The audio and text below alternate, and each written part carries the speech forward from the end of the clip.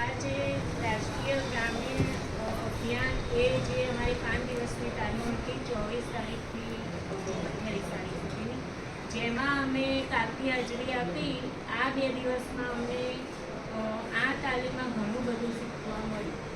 કે સ્વચ્છતા વિશે ગામમાં કેવી રીતે સ્વચ્છતા રાખવી અને સ્વચ્છતા માટે પબ્લિકને જાગૃત કરવા આંગણવાડી બહેનોએ, તલાટી સાહેબે કે સરપંચ સાહેબે કયા પગલાં લેવા, શું કરવું, તેમજ પાણી બાબતે પણ કઈ રીતે એમ કે પાણીનું